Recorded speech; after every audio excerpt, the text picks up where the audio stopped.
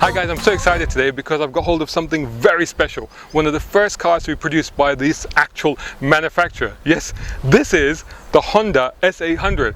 And I first saw one of these when I was a teenager back in the 1980s in some Honda showroom somewhere. I was blown away by how something so small, so sporty and so utterly cool could have come out of Japan. In fact, this was the last in the series of S-Series and S Roadsters to come out of Japan. Remember, from Honda in fact, remember Honda was known for making motorbikes.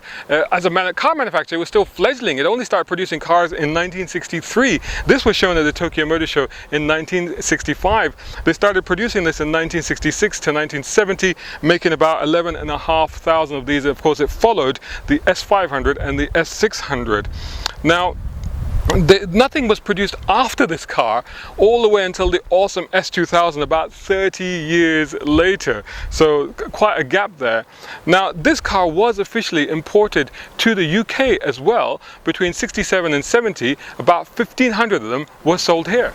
This car actually belongs to Honda. They bought it in 2016 and it underwent a restoration. It was a sympathetic restoration, not concours condition. To be honest, it's authentic, and really the only issues on it were some rust and some wear and tear. Mechanically, it was fine. Well, you know what? It is a Honda after all, right?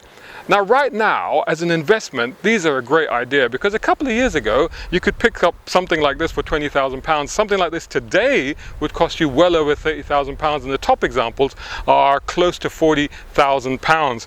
Now, at 53 years old, it's slightly older than I am, and as you can see from the scale proportion representation that you can see on your screen, it's a meter and a bit longer than I am tall. Yeah, this thing is tiny. It's about 3.3 meters long, 1.4 meters wide and 1.2 meters tall. In fact, at 6'2", I'm not even sure if I can fit in it and drive it. But drive it I must, because it is an absolute gem of a little engine. 0.8 liters, as the name would imply, but to be exact, 791 cc.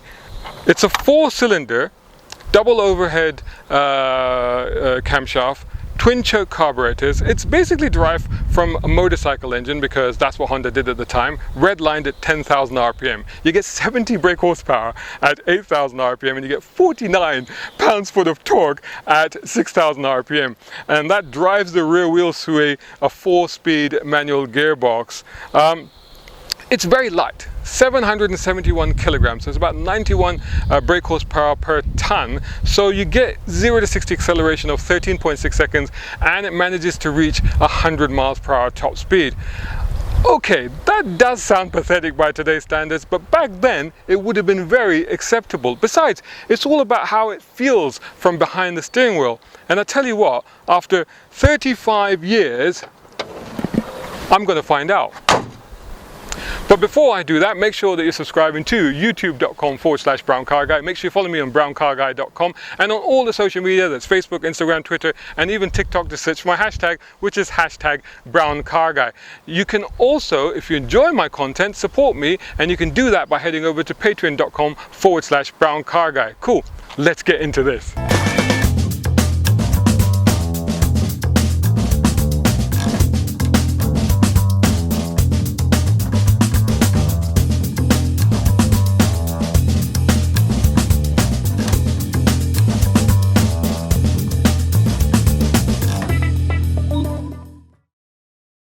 You know what, just for a laugh, let's actually look at the Practicality. It does have a boot. There's the petrol filler cap over there. Now you open the boot by pressing on that, and there you go. Look at that. It's beautiful, isn't it? Look at all the chrome on here. This is absolutely gorgeous. Now this is clever. You see this little clip here? When that goes up, it automatically falls back. No electronics. Simple physics, mathematics, gravity does the job of holding that boot up. It just automatically goes into that slot and latches. The boot, it's okay, you know, and they've nicely finished it. Come and have a look. They have nicely finished it in terms of, obviously it's been repainted and stuff, and you can literally see the fuel tank right there.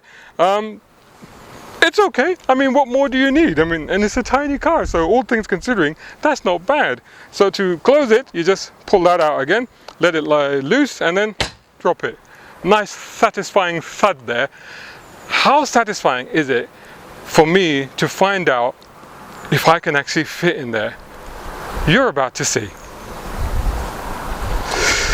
Before I get in, just have a look at this interior. It is so beautifully presented. I mean, obviously it has been restored, but these seats are fantastic, really nicely trimmed, very thin rim steering wheel there, a bit of patina on this steering wheel as on the dashboard, but it's all in one piece, it's all fine. Classic dials over there, and this tiny stubby gear lever there. Look at the mirror, look at this. Talking of tiny, let's see. This is the moment of truth. Door opens, wind up windows. And moving my feet in individually, stretching it out. Oh, wow, the steering wheel is on the big side, but by stretching out my feet, there's enough room there, and I'm in. I'm actually in. So this is pretty cool. So there you go. And there's the handbrake is there. What we've got a little ashtray. Remember when cars used to have ashtrays in it? Little Honda badge there. It's got a heater in it. You've got an amp meter, fuel gauge, temperature gauge. That is your tachometer, RPM, and this is your speedometer. This is the indicator. That's the horn right there, and the ignition key is there. Here you have a sort of armrest center console, which has obviously been retrimmed with a little compartment in it as well. And I believe that there is some space here. There's a little tray back here, actually, interestingly enough, to put stuff on.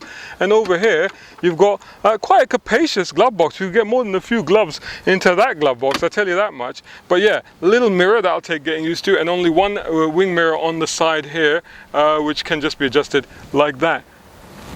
It's time to take it for a drive. The first time I started it, it just jutted a little bit, but now it's kind of warmed up. Again, old cars, they need warming up, right? So select first, handbrake off, and the clutch is weird on this one. So the guys told me that they need to, oh, here we go, we're moving off. Actually, there you go. So the clutch is weird because it's very heavy, but it doesn't need to go all the way down. It only needs to go a little bit of the way down. In fact, if you push it all the way down, it stalls. The guys said they're going to adjust it, but at some point, but not right now. But it's actually quite easy. The first to second shift is not a problem at all.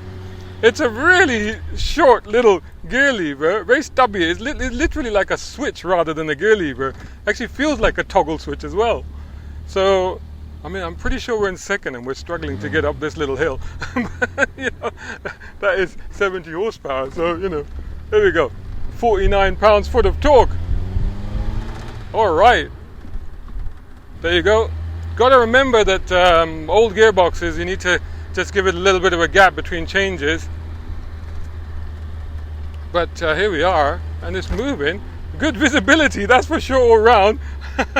Visibility is not even an issue. But oh, you know what? Actually, once you start moving, that's an indicator right there. Look at that. And I have to stop. The brakes, you know, the brakes aren't as bad as I was expecting them to be. I'm getting used to this already.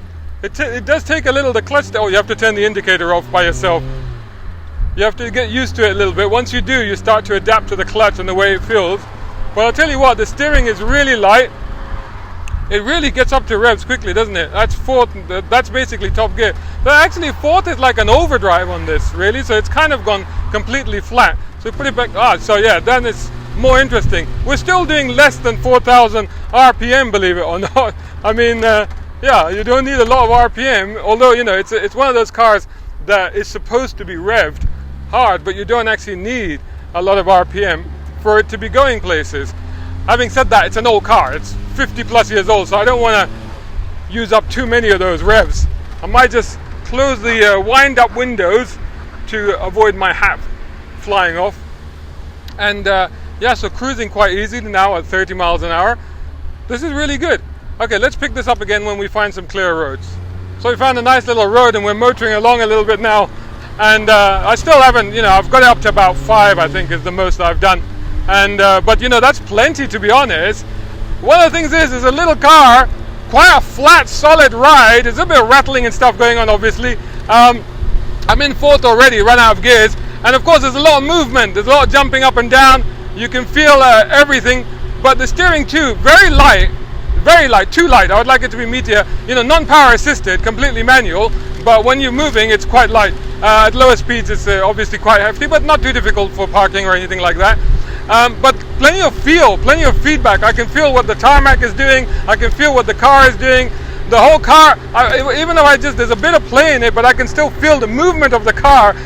You know, it's a lot of fun because there's a lot of tactile, visceral sensations and feelings coming through this car. So even though we're only doing like 40, we're not even doing the legal limit on this road. Looking behind is always a bit of an issue. So a bit of a bend around here, and you know, just keeping in third and getting, oh yeah, I mean, it's just no issue at all.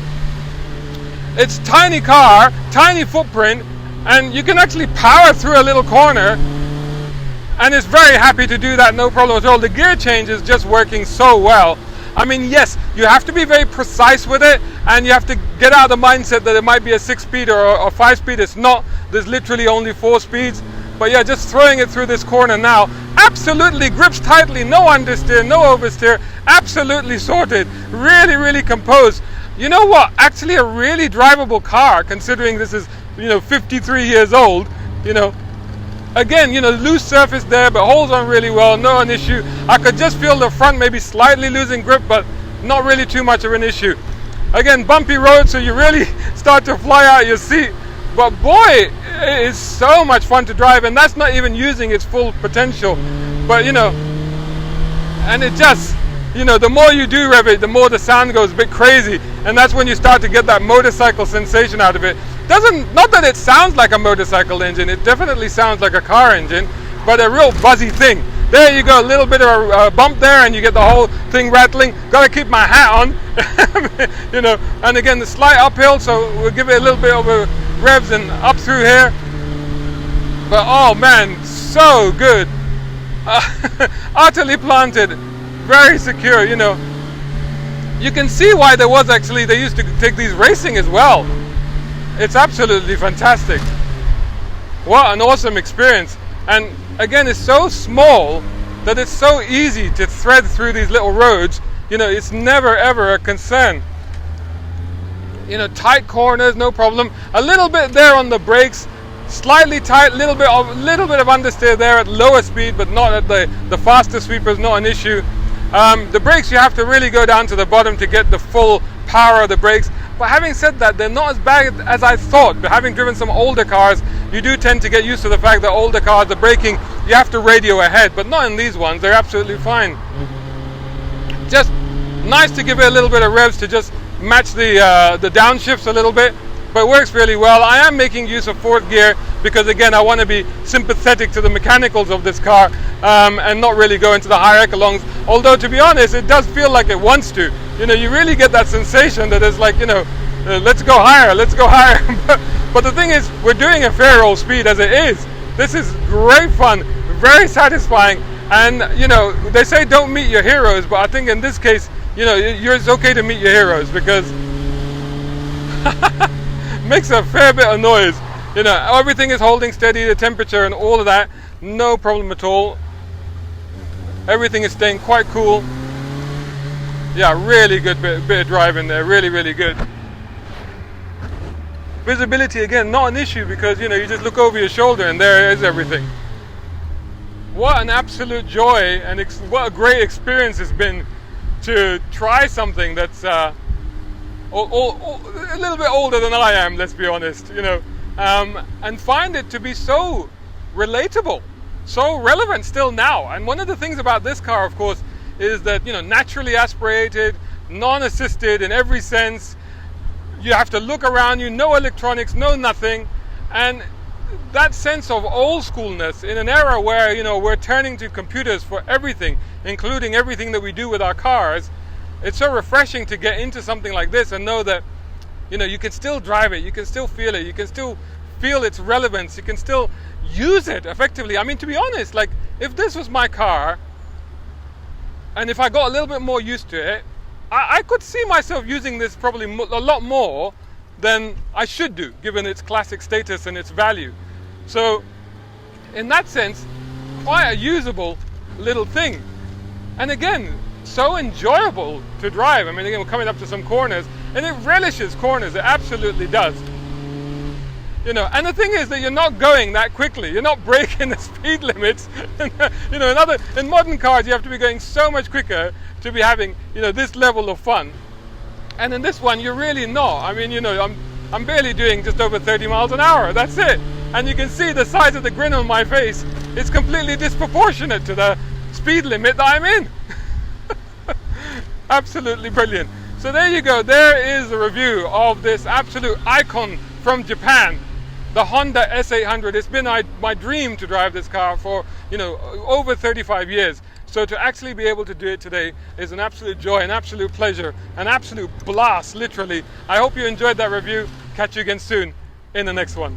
Hope you enjoyed that video. If you did, make sure you're subscribing to youtube.com/browncarguy and hit the bell icon and turn on notifications so you don't miss any of my videos. Whilst you're at it, subscribe to browncarguy.com and follow me on social media by just searching for my hashtag. That's on Instagram, Facebook, Twitter, and even on TikTok. If you love my content, then please consider sponsoring and supporting it, and you can do that over at patreon.com/browncarguy. And you know what? You can use my platforms to promote your product, service, or brand. My YouTube channel is now closing in on 3,000 subscribers as I record this. Total views are nearly 500,000, and the reach just over the last month is nearly 1 million. So join these amazing people as my patrons, including Mohammed Humaid in the UAE, Partha in India, a tech guru and social media consultant. Find him on parthans.com.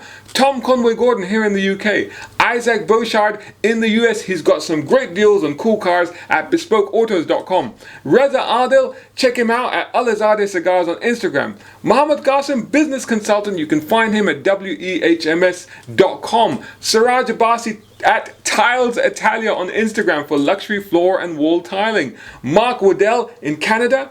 Zach Kogiani, a globe-trotting pilot with amazing images for sale at zachkogiani.com. And last but not least, my school champ Shaheer Hakki. Thanks for watching. More cool vids on the way. Catch you again in the next one.